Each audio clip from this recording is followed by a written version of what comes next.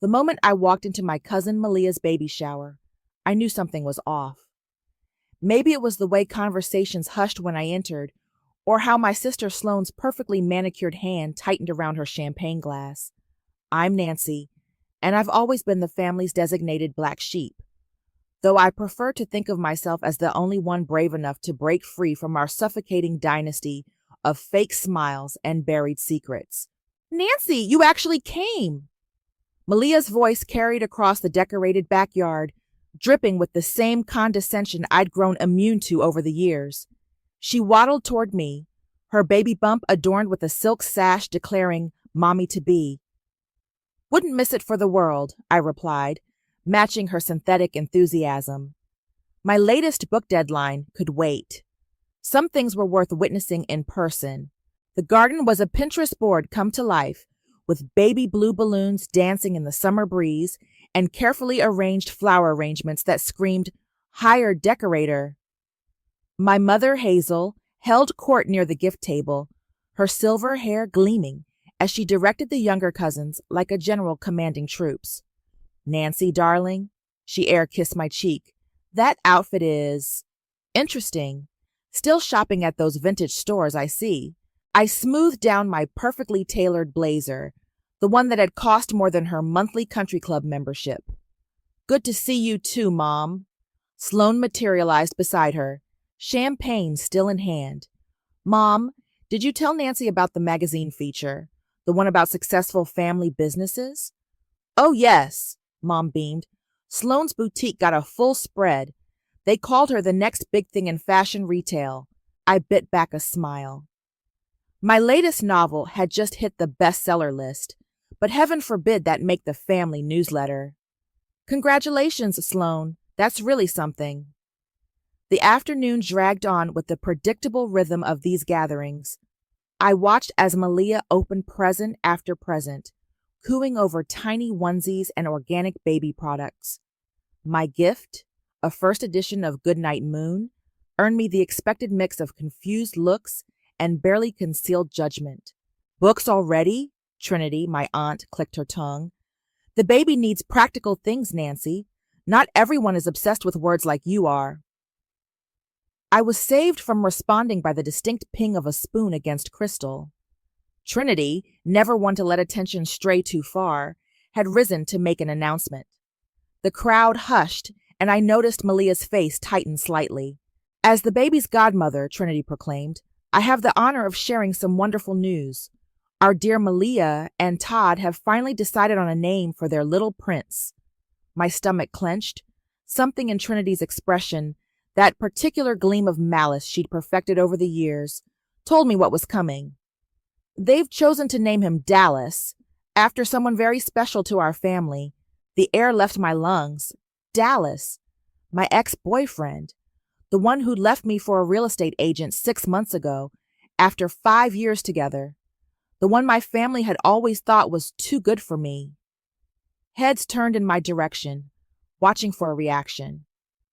I kept my face carefully neutral, even as Malia avoided my gaze, and Todd suddenly became very interested in his phone. "How thoughtful," I managed, raising my glass in a mock toast. "I'm sure Dallas will be thrilled to hear about his namesake." "Oh, he already knows," Trinity chirped. "He's actually joining us later for the gender reveal. Didn't anyone tell you?" The silence that followed was deafening. My father, Gideon, shifted uncomfortably in his seat, the only one who seemed to recognize the cruelty of the moment. I stood slowly, gathering my purse. "Well, this has been lovely, but I should really get going. Deadlines, you know. Always running away," my mother sighed. "Really, Nancy, when will you learn to handle things like an adult?" That's when it hit me. The perfect ending for my new book, the one I'd been struggling to finish for months. The one about a dysfunctional family's secrets and lies, thinly veiled as fiction but sharp as a knife's edge. I turned back, smile firmly in place. "You're right, Mom. It's time I handled things like an adult. In fact, I have some exciting news of my own to share very soon." As I walked to my car, I could feel their eyes on my back, wondering what I meant. They'd find out soon enough. After all, the advance copies of my novel were being printed as we spoke, and I had a feeling this family was about to become very, very interested in words. I barely made it to my car before the tears started falling. Not sad tears, angry ones, the kind that burn your eyes and make your hands shake on the steering wheel. I fumbled for my phone, dialing my editor's number before I could talk myself out of it. Kate, remember how you said the manuscript needed a stronger ending? I've got it, and I need those advance copies ready by next week. Nancy, slow down. What happened? I wiped my eyes, catching my reflection in the rearview mirror. Let's just say my family just gave me the perfect finale. How fast can you make it happen? A week? That's... She paused. Actually, we could rush it. The publisher's been pushing for this one, but are you sure? Before I could answer, a knock on my window made me jump. It was Dallas, looking annoyingly perfect in his tailored suit. I rolled down the window just enough to hear him. Nancy, come on, don't leave like this. They didn't mean anything by it. I laughed, the sound hollow even to my own ears. Didn't mean anything? They're naming a baby after you, Dallas. The same you who told me I wasn't ambitious enough for your 5-year plan. That's not fair. We wanted different things. No, you wanted someone who'd play the perfect corporate wife. Someone more like... I gestured toward the house, where I could see my mother and sister watching through the window. Well, like them. Your mother's just worried about you, he said, running a hand through his hair, that familiar gesture that used to make my heart skip. Writing isn't exactly a stable career. I pulled out my phone, pulling up the New York Times bestseller list. Really? Because my bank account seems pretty stable these days. I turned the screen toward him, watching his eyes widen at my name in the top 10. I didn't know. Of course you didn't. None of them do. They're too busy celebrating Sloane's boutique feature to notice I've built something of my own. The sound of heels on pavement announced my mother's approach. I started the car, but she reached the window before I could drive away. Nancy Elizabeth, you're making a scene, she hissed. Come back inside. Malia's about to cut the cake. You know what, Mom? I think I've had enough cake for one lifetime, but don't worry. You'll be hearing from me soon enough. What's that supposed to mean? Her perfectly lined lips pressed into a thin smile. Another one of your little stories? That word, little, hit me like a slap. How many times had she dismissed my writing that way? My achievements? My entire life? Actually, it's a rather big story this time, about a family that looks perfect on the outside but is rotting from within, about a mother who can't see past her own reflection, a sister who builds her success on other people's failures, and an aunt who weaponizes every secret she knows. The color drained from my mother's face. You wouldn't dare. Watch me, I turned to Dallas. There's a character in there you might recognize, too. The ambitious boyfriend who trades in his girlfriend for a newer model. Spoiler alert, he doesn't come off well. Nancy, Dallas started, but I cut him off. Save it for the reading. I'll make sure you all get invitations. I rolled up the window and backed out of the driveway, catching one last glimpse of my mother's shocked face in the rearview mirror.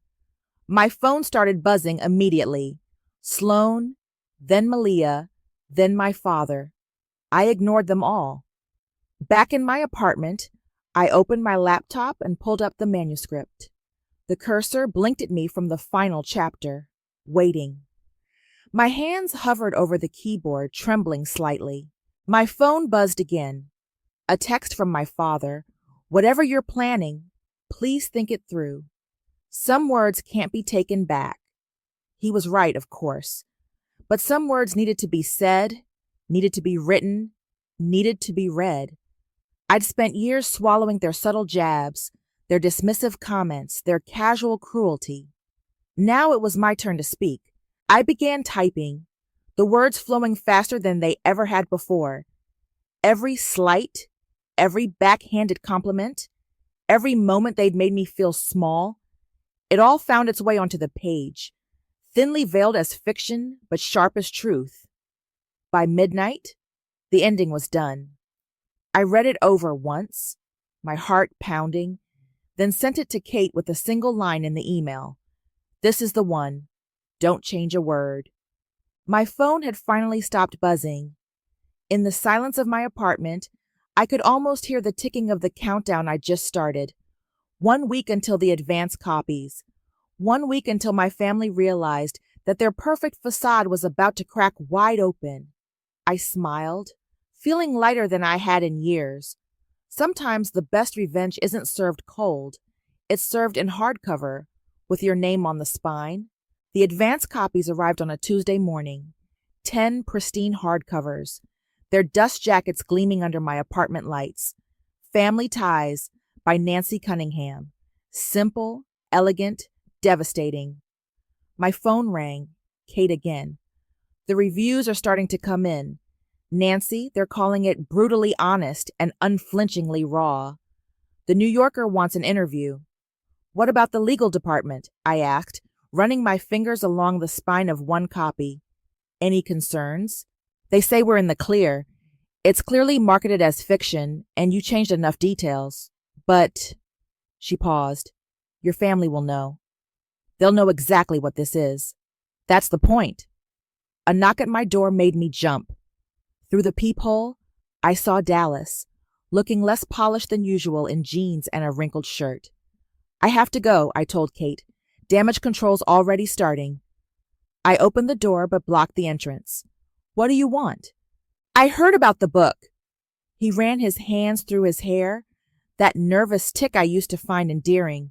Look, about the baby shower. I didn't know they were going to name the baby after me. I would have stopped it if what? If you'd known I'd retaliate, that I wouldn't just sit there and take it like always? Remember that night in Aspen? He asked suddenly. When we talked about our future? I remembered. The ski lodge, the fireplace, the ring he'd shown me but never actually offered. You mean when you told me I needed to grow up and get a real job? I was wrong, he said quietly. I was so focused on my 5-year plan that I couldn't see what was right in front of me. You were building something real, something meaningful. Save it. I grabbed one of the advance copies. Here, page 157. That's the scene where Marcus, that's you, by the way, explains to Elena why her dreams aren't practical enough for his corporate lifestyle. I quoted you almost word for word. He took the book, his hands shaking slightly. Nancy, please. We can talk about this. Maybe we could what? Get back together? Now that I'm successful enough for you? I laughed. Check page 283. That's where Elena realizes she's worth more than someone else's validation. My phone buzzed. A text from Sloan. Mom's having a meltdown. What have you done? You should go, I told Dallas. The story's already written. The ending can't be changed. After he left, I gathered the remaining copies and my car keys. Each book had a personalized inscription, carefully crafted to hit where it would hurt most. For my mother, to Hazel, thank you for teaching me that appearances matter more than authenticity. This book proves you wrong. For Sloan, to my sister, remember when you told Mom about my writing scholarship so she'd make me study business instead? This one's for you. For Trinity, to my dear aunt, you always said I should write what I know. So I did. The drive to my parents' house felt surreal. 5 years of memories with Dallas played through my mind. The promises, the plans, the subtle undermining of my dreams. Mixed with them were older memories. My mother's disapproving sighs, Sloane's competitive sabotage, Trinity's poisonous gossip. My father was waiting on the porch when I arrived. He looked older somehow, worried. They're all inside, he said quietly. Your mother's been calling everyone she knows in publishing, trying to stop this. Too late. I hefted the box of books. Want to watch the show? He caught my arm. Nancy, wait. I know they hurt you. God knows I should have stepped in more often. But this, are you sure this is the answer? I thought about all the times he'd stayed silent, watching from the sidelines, as they chipped away at my confidence. You know what, Dad? Sometimes the answer isn't pretty. Sometimes it's messy and painful and exactly what everyone deserves. Inside, they were gathered in the living room like a war council.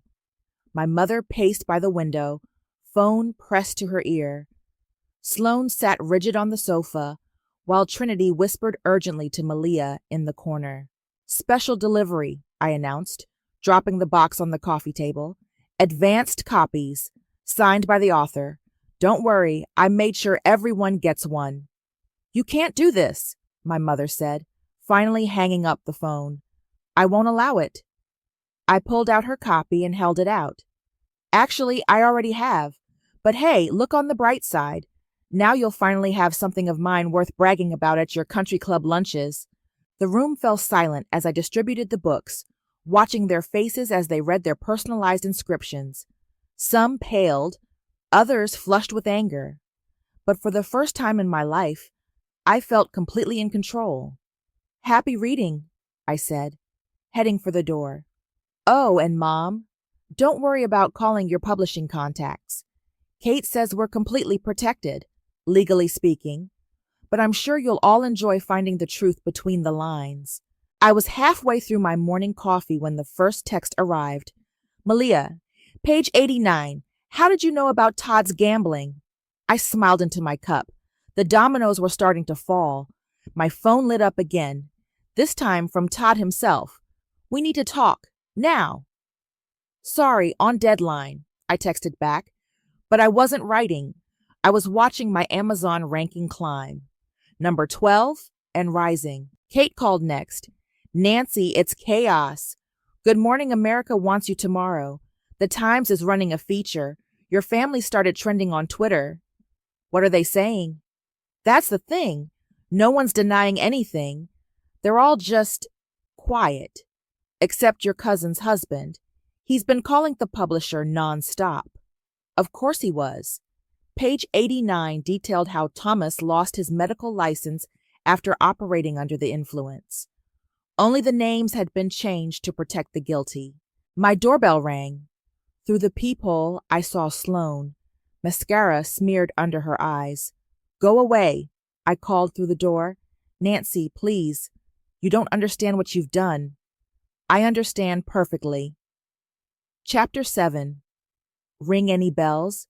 The part where Sarah steals her sister's college fund to start her boutique?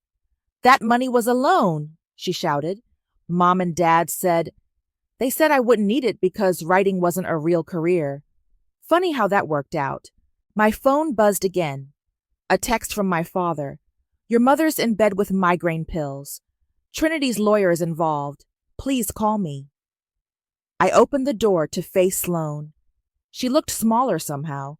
Her designer outfit wrinkled like she'd slept in it. How could you? She whispered. We're family. Family? I laughed. Is that what you call it? When you told Dallas about my first rejection letter? When you convinced Mom I was unstable because I wanted to move to New York? I was trying to protect you. No, you were protecting yourself. Heaven forbid anyone outshine perfect Sloane. She slumped against the doorframe. The boutique. If people find out where that money really came from, maybe you should have thought about that before stealing my future to fund yours. My phone rang again. Good Morning America's producer. Before I could answer, heavy footsteps thundered down the hallway. Todd appeared, red-faced and sweating. Take it back, he demanded. Call your publisher. Tell them it's all lies. Which part? The gambling, the drinking, or the patient you nearly killed? Sloane's eyes widened. Todd, what is she talking about? Nothing. She's making it all up. But his hands were shaking, and I saw the moment Sloane connected the dots about their dwindling savings. Everything in that book is true, I said quietly. I just changed the names. Ask your husband about his monthly trips to Atlantic City, Sloane. Ask him where Malia's baby shower money really went. Todd lunged forward, but Sloane stepped between us. Don't, she warned him. You'll just make it worse. My phone buzzed again. A text from Malia. I knew about Todd. I've known for months. Thank you for giving me the push I needed. The book goes public tomorrow, I told them. You might want to get your story straight before the interviews start. Interviews? Todd's face went pale. Good Morning America, The Times. Take your pick. Everyone loves a good family drama, especially one with receipts. Sloane grabbed Todd's arm. We need to go. Now. She turned to me one last time. Nancy, I'm sorry for everything. I know it doesn't help, but I am. After they left, I finally called my father back. It's done, he said before I could speak. Trinity's lawyer backed off when we showed him the paper trail. Your mother's processing. But Nancy, was it worth it? I looked at my phone. Another message from Malia. I'm leaving Todd. Can we talk? Yes, I answered my father. Sometimes the truth has to hurt before it can heal. The press is going to be brutal. I know, but I'm done hiding, done pretending. They wanted me to write something meaningful? Well, here it is.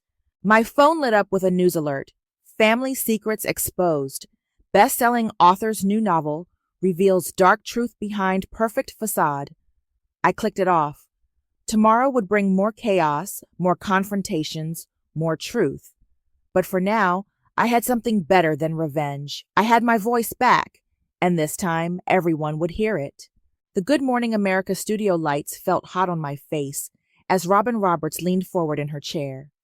So, Nancy, the question everyone's asking, how much of Family Ties is actually true? I smiled, channeling the calm I'd practiced with Kate.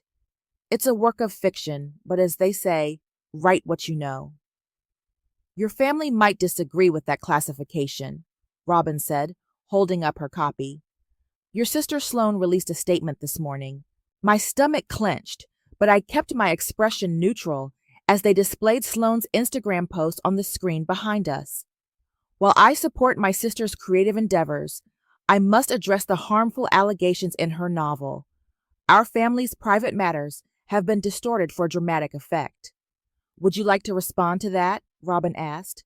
I find it interesting that she doesn't deny any specific claims, I replied. Sometimes fiction hits too close to home. My phone exploded with notifications the moment I left the studio. Kate was waiting in the car, practically bouncing with excitement. Netflix called. They want to option the book for a limited series, and People magazine. A text from Malia interrupted. I told Todd I want a divorce. Can we meet? Rain check on People, I told Kate. Family emergency. I met Malia at a quiet cafe across town. She looked different, smaller without Todd hovering nearby, but somehow stronger. I found the receipts, she said without preamble. Everything you wrote about Todd, the gambling, the suspended license. It was all in a folder on his laptop. Malia, No, let me finish. I was going to leave him anyway. The baby, it's not his. That's why I was so desperate to name him Dallas. I thought maybe if everyone believed I was still hung up on your ex. My coffee cup froze halfway to my mouth. Does Todd know? He does now. Thanks to your book, everyone knows something's wrong. It gave me the cover I needed. She reached across the table, squeezing my hand. Thank you. Before I could respond, the cafe door chimed. Trinity walked in, her designer handbag clutched like a shield. Well, isn't this cozy? She said, pulling up a chair uninvited. Malia, your mother's been trying to reach you. I turned my phone off. Trinity's lips thinned. The family is in crisis, and you're having coffee with the cause of it all? The cause? I laughed. You mean the truth? Like how you knew about Todd's gambling but kept quiet because he was investing in your husband's business? You vindictive little... Or should we talk about the real reason you're here? I pulled out my phone, opening my email. The Hollywood producers want to know who should play you in the series. I was thinking someone really good at playing manipulative sociopaths. Trinity's face went white. They can't make this into a show. I won't allow it. Too late. Contracts are being drawn up as we speak. But hey, look on the bright side. You always wanted to be famous. Your mother was right about you, Trinity spat. You're nothing but a attention-seeking. Actually, Malia cut in, I think Nancy's exactly what this family needed. Someone brave enough to tell the truth. My phone buzzed. Dallas calling for the third time that day. I declined it again. He's been asking about you, Trinity said, noticing the call. Says he made a mistake. The mistake was his to make, I replied. The consequences are mine to right. Trinity stood, smoothing her skirt. This isn't over, Nancy. You have no idea what you've started. No, Trinity. This is exactly what I started. The end of all the secrets, all the lies, all the perfect little facades we've hidden behind. After she stormed out, Malia let out a shaky laugh. God, that felt good. I've never seen anyone stand up to her like that.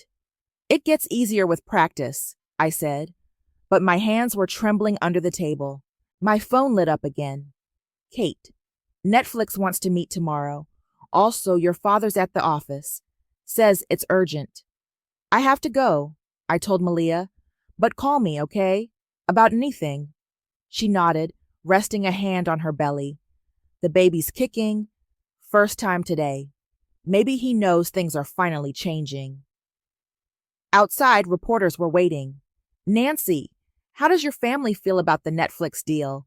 Any comment on your sister's statement? Is it true Dallas Romero is contesting his portrayal? I pushed through them to my car, their questions following me like echoes. In the rearview mirror, I caught a glimpse of my mother's country club, where she'd be holding court, no doubt, trying to spin this story her way. But some stories can't be spun. Some truths refuse to stay buried, and some revenge, I was learning, comes with consequences none of us could have predicted. My phone buzzed one last time. A text from my father.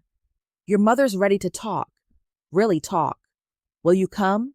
I started the car, wondering if some bridges could be rebuilt from the ashes of truth. My mother's house looked different in the evening light. Smaller somehow. Less intimidating. My father opened the door before I could knock. She's in the sunroom, he said quietly. Been there all day, reading your book. I found her curled in her favorite chair, my novel open in her lap. The pristine cover was now dog-eared, sticky notes protruding from dozens of pages. You made me cruel, she said without looking up. The mother in your book? She's a monster. I wrote what I remembered. Did I really say these things? She pointed to a marked page. About your dreams being childish? About you never measuring up? Word for word. She closed the book carefully, finally meeting my eyes. I thought I was protecting you. This industry, it's brutal. I didn't want you to face rejection after rejection. So you rejected me first? I wanted you to be secure, like Sloan. Sloan's boutique is failing, I said. Has been for months. All those magazine features, she paid for them with what was left of my college fund. My mother's hand trembled as she reached for her tea. I didn't know. You never asked. You were too busy protecting the family image to see what was really happening. And now everyone sees. She gestured to the stack of newspapers on the side table. Our family drama splashed across every entertainment section. That's what you're worried about? The headlines? No, she whispered. I'm worried about how I never saw you. Really saw you. She pulled out another book from beside her chair. My first novel, the one that had hit the bestseller list. I read this last night. All night. It's extraordinary. Don't. Nancy, please. I know I don't deserve. The doorbell interrupted us. Through the window, I saw Dallas standing on the porch, holding what looked like flowers. Did you invite him? I asked my mother. He's been calling. Says he needs to make things right. There's nothing right to make. But I went to the door anyway. Dallas thrust the flowers forward. Your interview this morning, you were amazing. Thanks. Bye. I started to close the door. Wait, the book? I read it straight through, twice.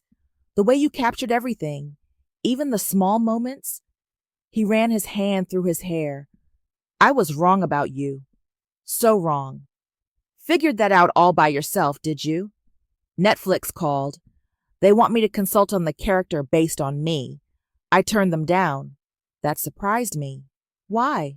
Because you wrote the truth. I was controlling, manipulative, scared of anyone who didn't fit my perfect plan.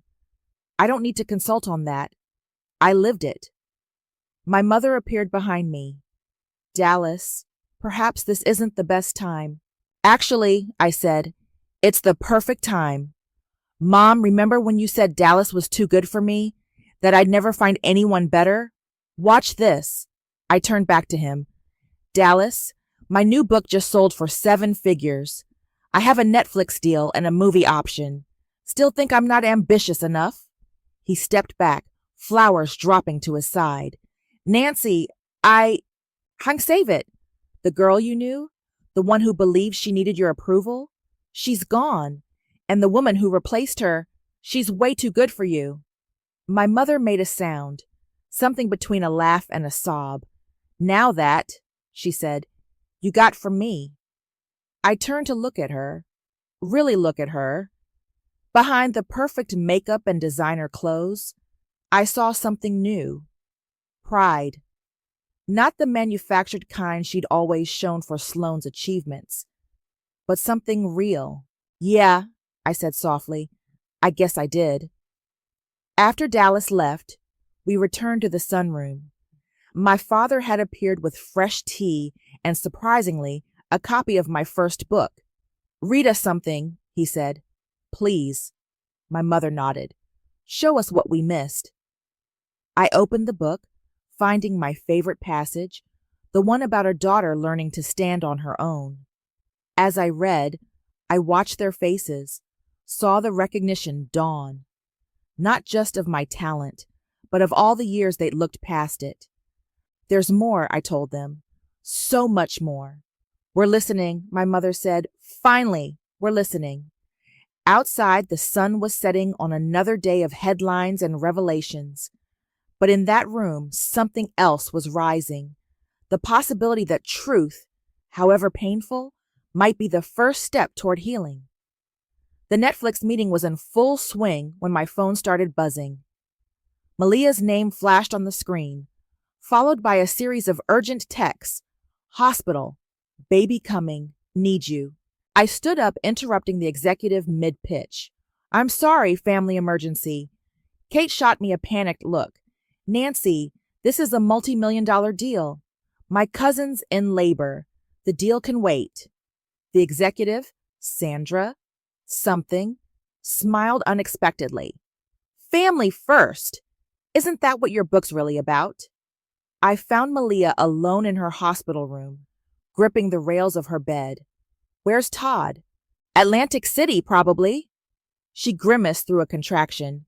Called him 3 times. No answer. What about your mom, Trinity? Don't want them here. Just you. She grabbed my hand. You're the only one who knows the truth. About everything. The next few hours were a blur of doctors, nurses, and Malia's increasingly creative cursing. Between contractions, she talked. Really talked. I never told anyone, she gasped, but I always admired you. The way you just left. Built your own life. Could have fooled me at the baby shower. Had to play my part, didn't I? Family image and all that. Another contraction hit. God, I hate this family sometimes. Push that anger into pushing this baby out, the nurse encouraged. My phone kept lighting up. Kate, Netflix offering more money. Mom, is she okay? Trinity, this should be family only. I ignored them all. At 3:47 a.m., Benjamin, not Dallas, came screaming into the world. I cut the cord while Malia cried, this time from joy. He's perfect, I whispered, holding him. He's free, Malia corrected. No family legacy, no expectations, just love. The door opened, and Trinity burst in, followed by their mother, Patricia. We came as soon as, why is she here? Because I want her here, Malia said firmly, taking her son back. Meet Benjamin, not Dallas, not Todd Jr., Benjamin. Trinity's face reddened. But we discussed. No, you discussed. I decided. Malia looked stronger somehow, sitting up straighter. Nancy's book taught me something. We don't have to accept the roles we're given. Patricia stepped forward. Darling, you're emotional right now. I'm clear-headed for the first time in years, Malia cut in, and I want Nancy to be Benjamin's godmother. The silence that followed was deafening. Trinity's mouth opened and closed like a fish. You can't be serious, she finally managed, after what she did to this family. What did I do exactly? I asked quietly. Tell the truth? Show us who we really are? You exposed us. No, Malia said. She freed us. Look at me, really look. I'm getting divorced. I'm a single mom. And for the first time, I'm not afraid of what people will think. A nurse poked her head in. Everything okay in here? Everything's perfect, Malia answered. Could you please show my aunt and mother out? I need rest. After they left, Malia started laughing. Did you see their faces? God, that felt good. Careful, I warned. You're starting to sound like me. Good. She stroked Benjamin's cheek. Someone needs to. My phone buzzed again. Kate with final Netflix numbers. The advance alone would set me up for life. They want to start filming in spring, I told Malia. They're talking about major stars. Will you change the ending? She asked. Now that things are different? I looked at Benjamin sleeping peacefully, unaware of the chaos he was born into or the changes his arrival marked. Maybe, I said. Some stories deserve second chances. The morning sun was rising when I finally left the hospital. In the lobby, I found my mother waiting. Kate called, she said. Told me about the Netflix deal. Congratulations. Thanks. I waited for the other shoe to drop. I've been thinking, she continued, about image and truth and what really matters. She took a deep breath. I'd like to do an interview, tell my side of the story. Mom, not to defend myself, she added quickly, to apologize. To you, to Sloan, to everyone I tried to control. If you'll let me. I studied her face, the familiar features softened by something new. Humility, maybe, or hope. Okay, I said, but we do it my way. Complete honesty. She nodded. I'm ready. As we walked to the parking lot, she asked, How's the baby? Perfect. And free. Free?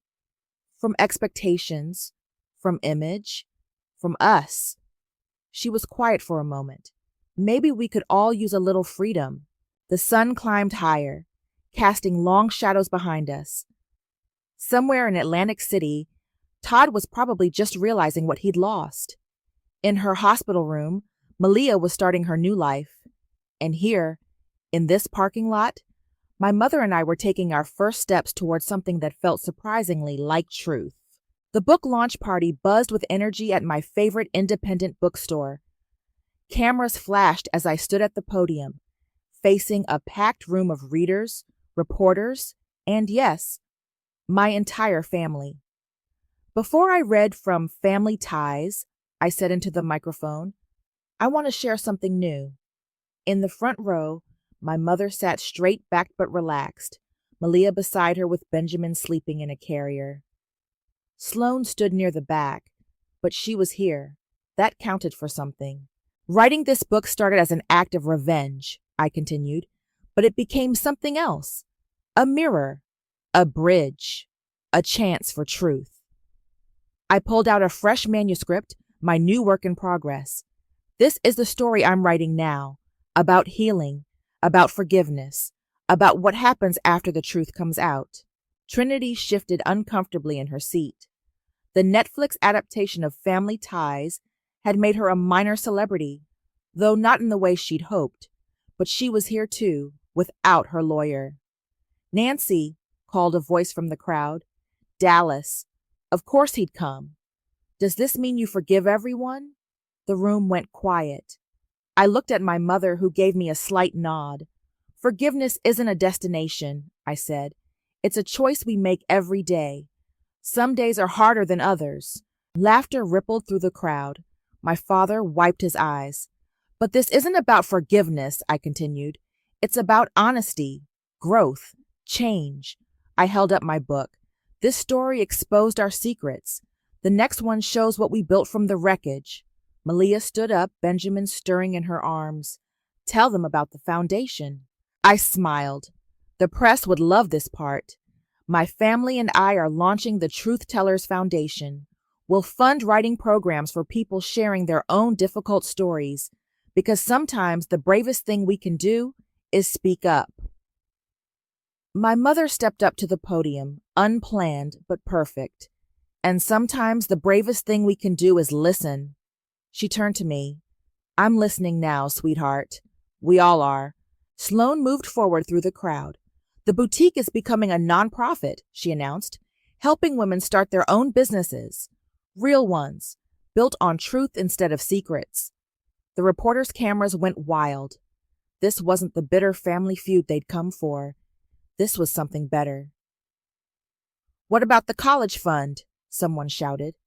Already repaid, Sloane said, meeting my eyes. With interest. I opened my book to read, but Trinity stood up first. Wait, I have something to say. The room tensed. My father moved closer to the podium. You were right, Trinity said, her voice shaking, about everything. The manipulation, the gossip, the damage I caused. She took a deep breath. I'm starting therapy. The silence that followed felt holy somehow, sacred. Thank you, I said softly. That's the bravest truth of all. As I began to read, I saw Dallas slip out the back door. Some characters don't get redemption arcs. Some bridges stay burned. And that's okay too. Benjamin started fussing, his cries cutting through my reading. Instead of looking embarrassed, Malia just smiled and rocked him gently. No more perfect facades, no more pretending. After the reading, as people lined up for signatures, Kate pulled me aside with news about the Netflix show's premiere date. But for once, the business side didn't seem important. What mattered was my mother helping Malia with the baby, Sloane discussing nonprofit strategies with a women's business advocate, Trinity sitting quietly, actually listening instead of plotting. Ready to go? My father asked as the last guest left. Your mother's hosting dinner. At the country club? He laughed. No, she's cooking. Actually cooking. Says it's time she learned who she is without the act. I gathered my things, watching my family, my real family, not the perfect image we'd maintained for so long, head out into the evening together. Coming? Malia called, Benjamin now awake and grabbing at her necklace. Yeah, I said, picking up my new manuscript. I wouldn't miss it. The truth had cost us our perfect image, but it had given us something better, a chance to be real, to be flawed, to be family. And that was a story worth telling.